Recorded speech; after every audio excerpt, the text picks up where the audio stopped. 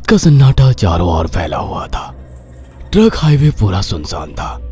चारों ओर ठंड से हाड़ कपा देने वाली ठंड चल रही थी। हाईवे के चारों ओर घना जंगल था। उसी हाईवे पर एक मर्सिडीज दौड़ रही थी। उसमें 3 लोग सवार थे, राहुल, निधि और उनकी 10 साल की बेटी तानिया।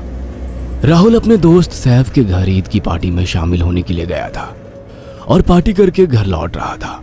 निधि ने मुस्कुराकर ड्राइव करते हुए राहुल से कहा, कुछ भी कहो राहुल, आज तो ईद की पार्टी में मजा आ गया। हाँ, मेरा दोस्त बहुत ही बिंदास और हंसी मजाक करने वाला व्यक्ति है।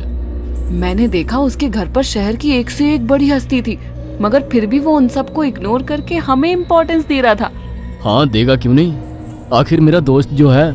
सच में राहुल, अमेरिका से इंडिया लौटकर बहुत अच्छा फील हो रहा है। वैसे तुम्हारा दोस्त सचिन अभी तक नहीं आया अमेरिका से?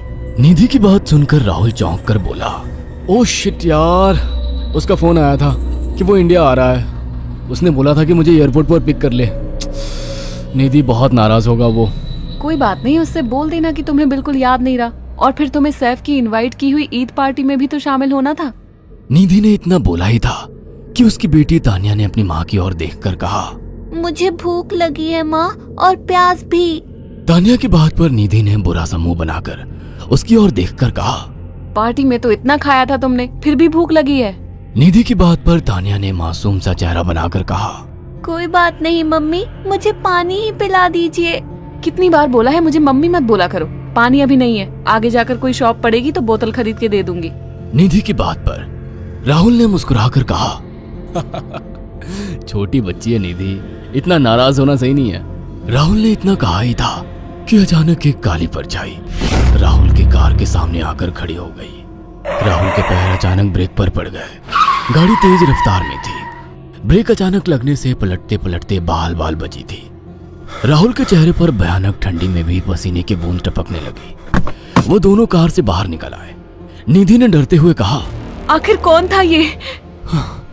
ऐसा लगा जैसे कि कोई भयानक काली परछाई मेरे कार के सामने आकर खड़ी हो गई हो। वह दोनों काली रात के सन्नाटे में इधर उधर देखने लगे। तभी निधि को एक घने पेड़ के पास 2 चमकीली हुई आंखें दिखाई दी। उसकी आंखें बिल्कुल भेड़ियों की तरह लग रही थी। निधि ने चीखते हुए राहुल से कहा, राहुल देखो कौन है वो, जल्दी से गाड़ी में बैठो, मुझे बहुत डर लग रहा है। राहुल ने उस तरफ देखा तो उसके रोंगटे खड़े हो गए। वो दोनों गाड़ी के अंदर बैठने ही वाले थे कि अचानक एक अजीब सा चेहरा वाला भयानक सा आदमी बिजली की रफ्तार से उनके सामने आकर खड़ा हो गया। राहुल ने देखा कि उसका चेहरा बिल्कुल सड़ा हुआ था और